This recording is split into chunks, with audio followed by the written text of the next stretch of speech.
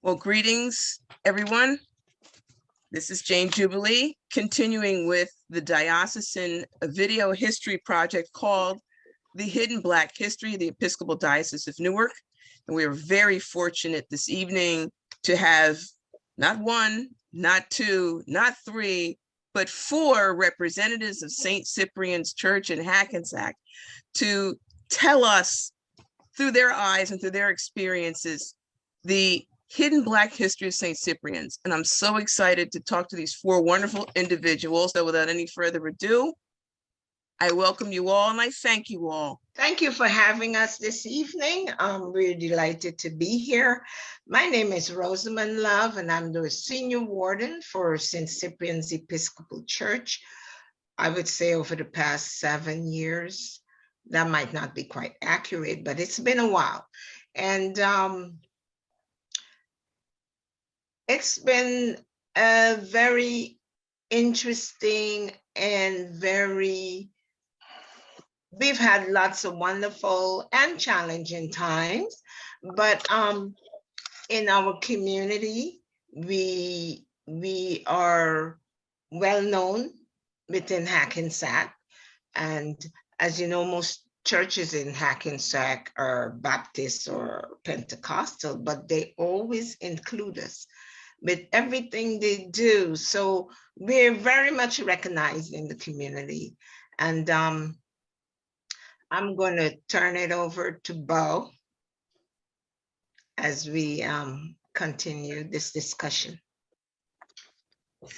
Thank you, Pat. So very glad I could make it here today and to join this union with the diocese.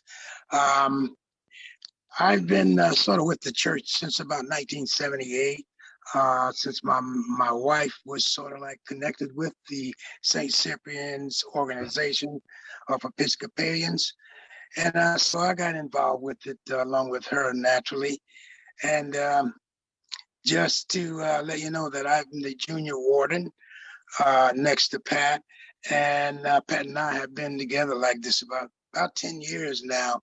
10, 11 years now, about warden and junior warden for St. Cyprian's Church.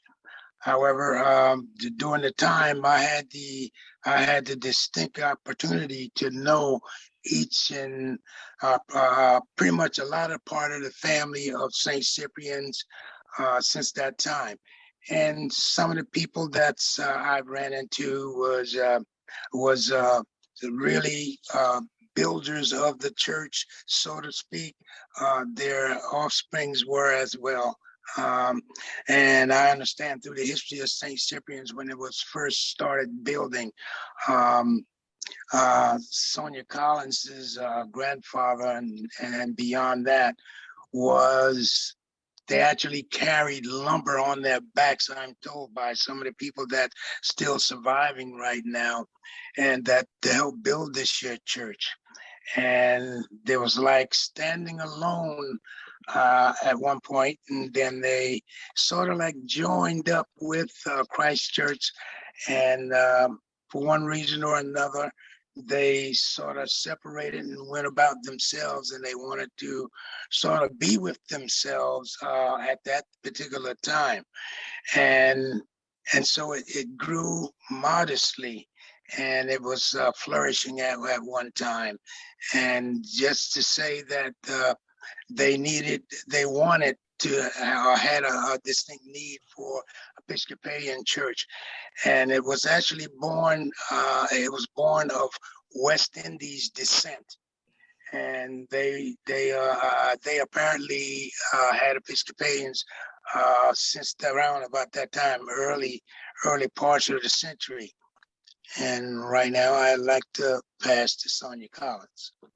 Hi, everyone. I'm the treasurer of the church.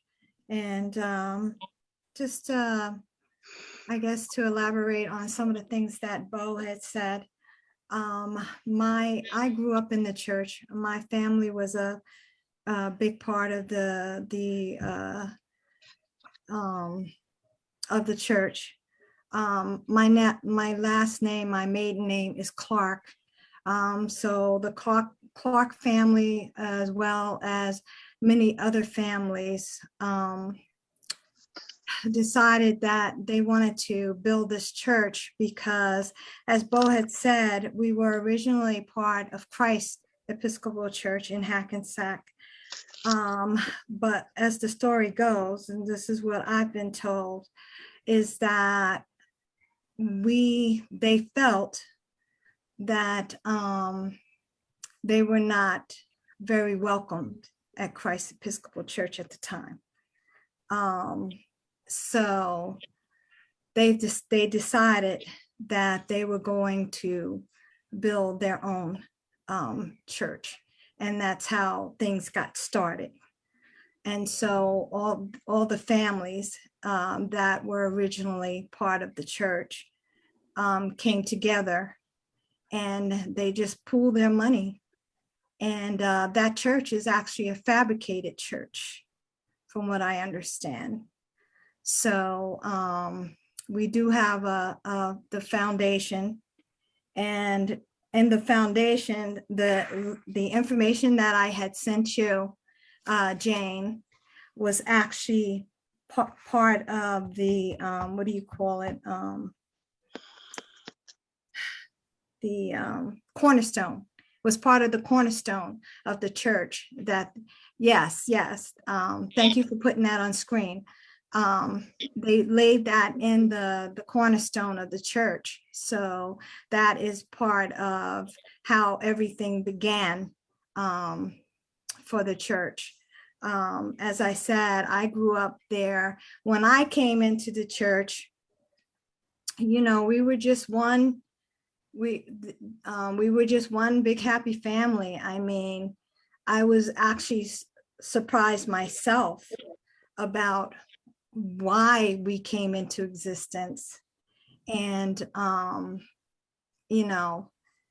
it's pretty sad to hear that this is how it had to happen, how it had to get started, is because they weren't welcome somewhere else. They didn't feel welcome somewhere else.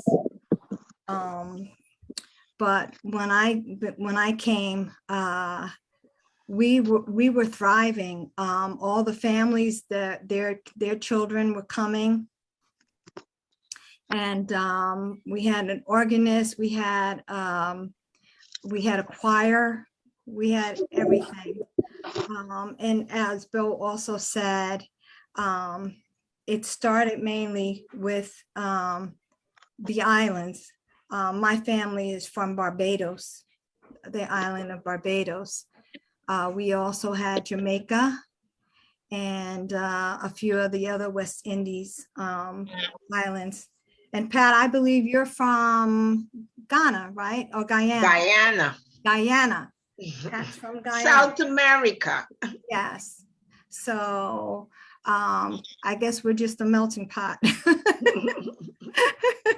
A melting pot of families from different locations, different backgrounds. But we survived since 1926. That's when the church was originally built. And as Beau has also said, many of the original members, like my grandparents and my parents, unfortunately are now deceased. And I just lost my aunt, who is also Lucinda's mother. She was 102, correct, Lucinda? 102 when she passed away. And she just recently passed last year. So in, I believe, September. So we also lost Danny Hughes. Danny's family was one of the original families that started the church. He passed away in his 90s. I believe Danny was 98, 97. Yes. He just recently passed away. So, and then of course, a lot of family has moved away. My family, we're spread out all over now, across the country. So My sister just moved to Connecticut. She used to be a active member of St. Cyprian's. And my brother is still here. He still comes to the church. So, but that's basically some of the history that I remember. We're doing the best we can. We're trying to come back. We were hit hard with COVID. We had two rentals. We had two other churches that were renting from us. And because of COVID, we lost our rentals. We had some problems with our building. But despite the fact that we have a small congregation right now, I can say that when we needed the funds to repair our building, we put out the word, not only in the community, but amongst, family, friends, and we were able to get everything repaired because we got over $21,000 in donations. So, we're proud to say that, we're still viable in this community. We're still alive, and everyone knows that. So, That sounds like exactly how you began, based on what you all told me from the beginning, from the church's inception. It was those founders who collected the funds. Yes. And from the ground up did it themselves, and here it continues with their descendants. Yes. And I feel I'm just excited to know that at least the two of you are direct descendants of founding members of the church. Yes. You and Lucinda. So, Lucinda, do you have anything to add to that? Because this has been very interesting. Yes, I'm very happy to be here. And yes, Sonya, actually, it would be my grandfather, so it'd be her great-grandfather that helped build the church with so many other families, and the one family member that lives across the street from our church, his grandfather had church, I believe, while the church was being under construction in his own home, but I don't know how long that worked out for everyone. So maybe when the church finally got built, they all went over there. I remember seeing Mr. Francis when I was a child, but I don't remember everything. And I know we had Bible school, and like she said, we had a choir. When I was older, I used to sing in the choir, and my father used to sing in the choir. So it was very family oriented because a lot of my cousins and aunts and uncles were there, and other people from the islands also, they came, and so we knew quite about each other, and we used to have little get-togethers. I have to say, because of the history of Sincipians and the families that were involved in this foundation from the beginning, I think that spirit is still there, and the families there, and the ones who attended the church back in the day that have moved away still make annual contributions because they know the work that was put in. They know the time, they know the pain, they know the good times. And to this day, they still show a lot of interest, which is very encouraging, very encouraging. So I think it's on their backs that we see it fit that we continue to do the work. And even though we're small in number, what is fascinating that people always say, for a small congregation, you guys do big things. Yes. And so it's a lot to feel good about. Yes, indeed.